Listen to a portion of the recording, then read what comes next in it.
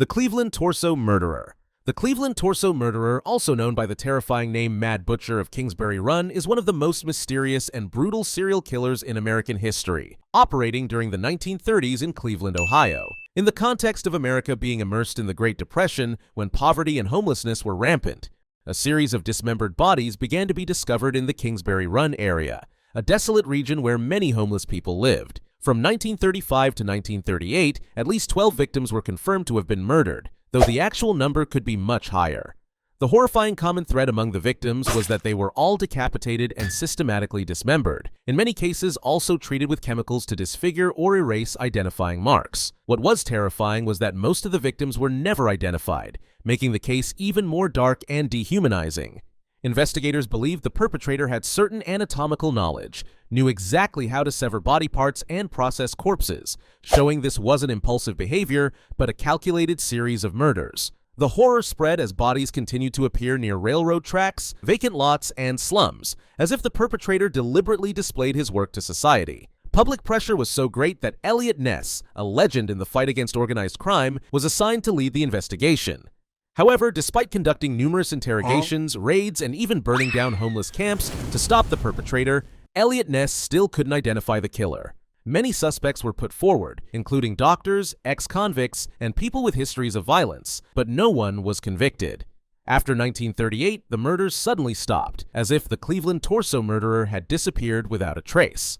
To this day, the true identity of this killer remains an unsolved mystery, and the case is still considered one of the greatest failures of American criminal investigation. The Axeman of New Orleans. The Axeman of New Orleans is one of the most mysterious and terrifying serial killers in American history. During the period of 1918 to 1919, the city of New Orleans fell into a state of panic as a series of attacks occurred at night, targeting immigrant families, especially Italians. The horrifying aspect was that the perpetrator didn't bring any weapons, but instead used the axes already available in the victims' homes to strike. Most of the crimes took place while victims were sleeping, and the doors were usually not broken into, leading many to believe that the killer was very familiar with the area and had the ability to move in darkness without being detected. Some survivors recounted that they only caught a glimpse of a figure silently disappearing after committing the crime. The Axeman of New Orleans is believed to have killed at least 6 people, with several others surviving his attacks. What made the Axeman particularly haunting wasn't just the brutality, but also how he manipulated the fear of the entire city. In 1919, a letter was sent to the New Orleans press, in which the writer claimed to be the Axeman and declared that on a certain night, any house that didn't play jazz music would become a target. As a result, throughout that night, the sound of jazz echoed across the city. Bars were packed with people, families played music to protect themselves, and strangely enough, no murders occurred. Police believed that the Axeman wasn't just a serial killer, but also a psychological manipulator who enjoyed attention and spreading terror on a massive scale. Although many theories were put forward, from a dock worker accustomed to using axes, an enemy of the Italian community, to an individual who simply wanted to create chaos, the true identity of the Axeman was never determined. After 1919, the attacks suddenly ceased. The killer disappeared completely, leaving behind an unsolved case and a ghost that haunts New Orleans history to this day.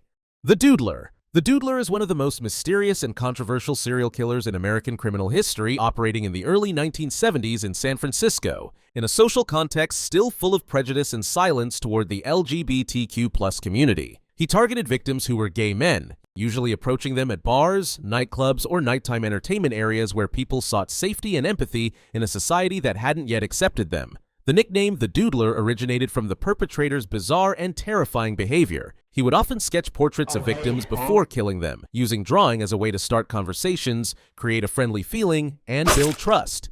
From around 1974 to 1975, at least 5 men were brutally murdered with knives, while many other victims were lucky to survive the savage attacks. What made the case particularly haunting was the fact that some surviving victims had clearly seen the perpetrator's face and could even identify him, but they refused to testify in court for fear of having their personal identity exposed in an era when publicly revealing sexual orientation could ruin one's entire life.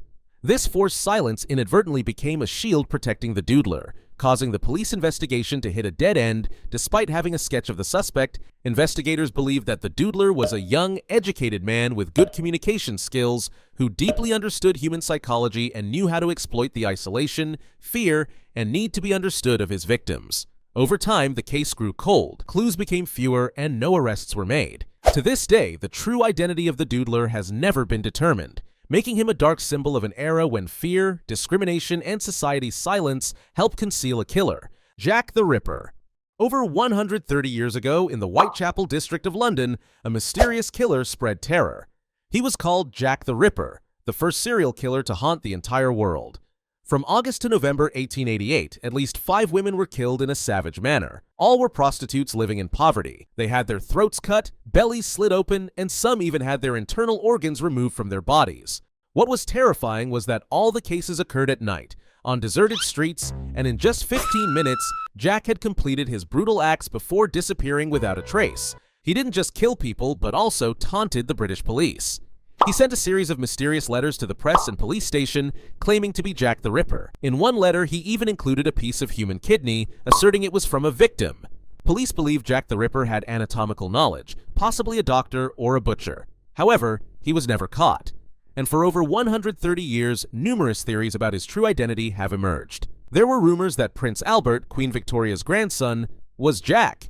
Another crazy theory suggested that Jack the Ripper was actually Jill the Ripper, a female killer seeking revenge on prostitutes. Despite hundreds of suspects being interrogated, Jack the Ripper remains a ghost who was never captured. The Bible John Killer. The Bible John Killer is one of the most mysterious and haunting serial killers in Scottish history, operating in the late 1960s in Glasgow, leaving behind fear that lasted for decades. The nickname Bible John came from the perpetrator's strange habit of frequently quoting the Bible and expressing strict moral views about women in conversations. From 1968 to 1969, at least 3 young women were brutally murdered after leaving the Barrowland Ballroom Dance Hall, a popular entertainment venue at the time. All victims were found strangled, with bodies showing signs of severe violence, indicating the perpetrator was in good health and struck with terrifying coldness. What made the case particularly chilling was how Bible John approached his victims. He appeared polite, seemingly devout, spoke engagingly, and created a sense of safety before leading them away from crowded places.